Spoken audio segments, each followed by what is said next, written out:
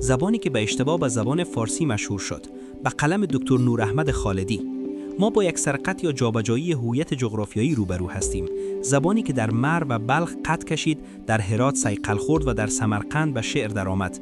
به دلیل مصالح سیاسی و تاریخی به نام یک ولایت فارس مشهور شد که خود در آن زمان مصرف کننده و پذیرنده این زبان بود، نه تولید کننده آن.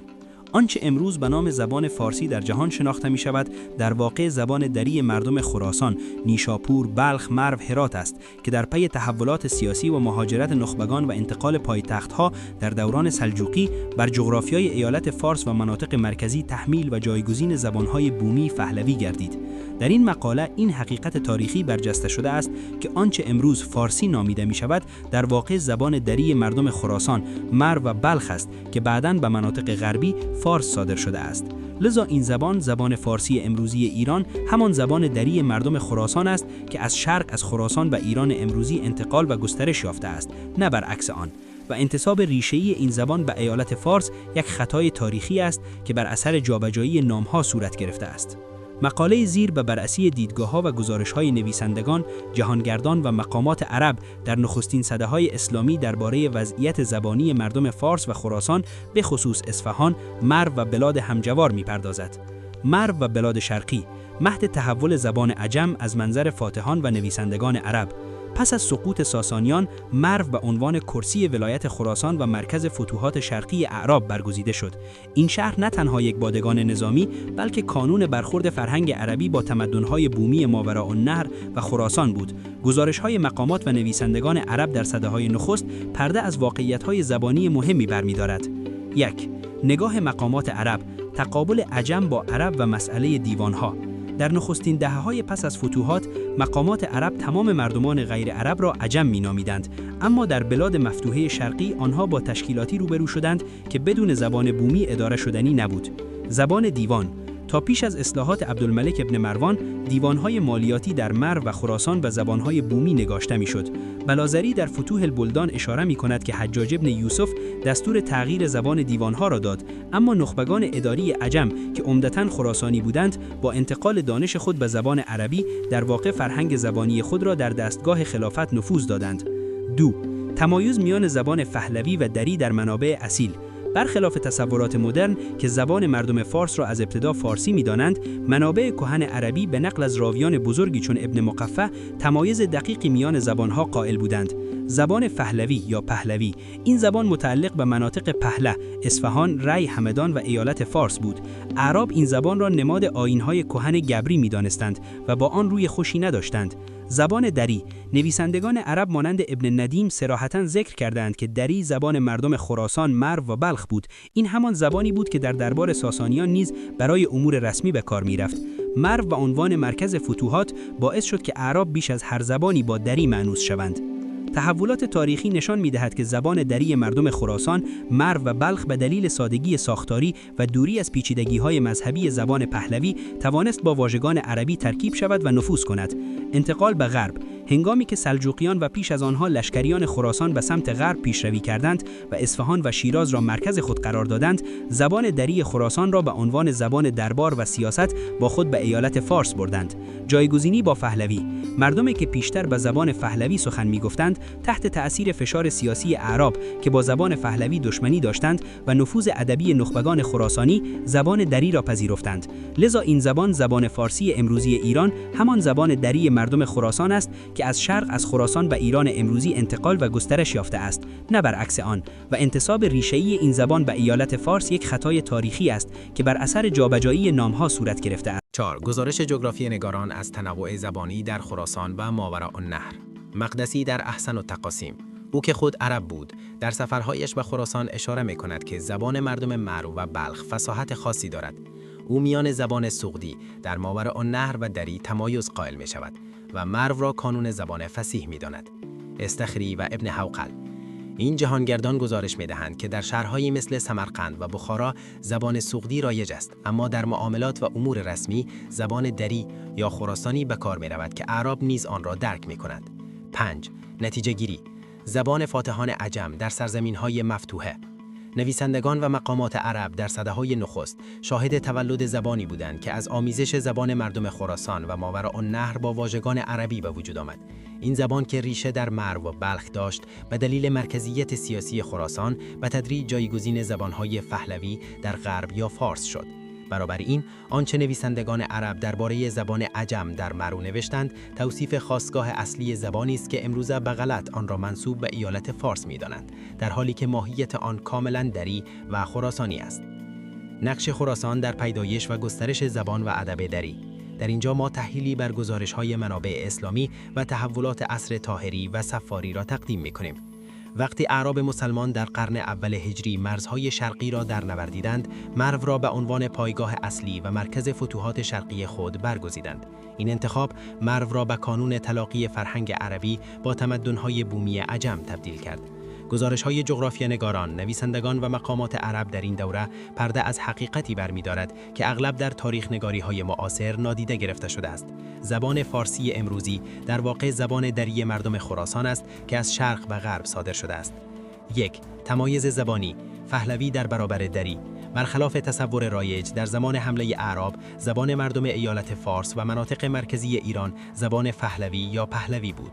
اعراب میان این زبان و زبان مردم خراسان تمایز قائل بودند. زبان پهلوی زبان مردم اصفهان، ری، همدان و ایالت فارس بود که پیوندی عمیق با متون دینی زرتشتی داشت.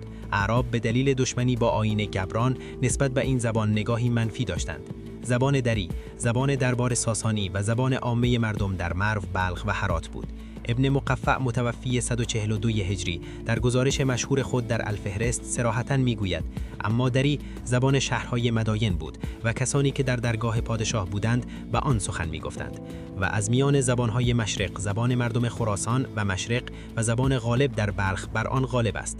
اما زبان دری موبدان شهرهای مداین و درباریان ساسانی همان زبان دری است که حتی امروز میان زرتشتیان، پارسیان بنبئی و گوجرات رواج دارد و برای دری زبانان خراسان قابل فهم نیست. 2. طاهریان و رسمیت یافتن رسم الخط. در دوران طاهریان به ویژه در هرات و نیشابور تحولی بنیادین رخ داد. نخبگان خراسانی برای حفظ زبان دری آن را از بند رسم الخط پیچیده پهلوی رها کرده و با رسم الخط عربی پیوند زدند. این اقدام باعث شد زبان دری از اتهام وابستگی به آیین‌های پیش از اسلام تبریئه شود. به دلیل سادگی خط عربی این زبان به سرعت به زبان کتابت و دیوان تبدیل گردد. 3. پیشگامان ادب دری در خراسان بزرگ. زبانی که در ایالت فارس هنوز زبان پهلوی رایج بود و اثری از ادبیات مدون دری در آنجا دیده نمیشد، خراسان مهد ظهور نخستین شاعران بزرگ بود. حنظله بادغیسی در عهد طاهریان در هرات و بادغیس اشعاری به زبان دری سرود که نشان دهنده پختگی این زبان در قرن سوم هجری است.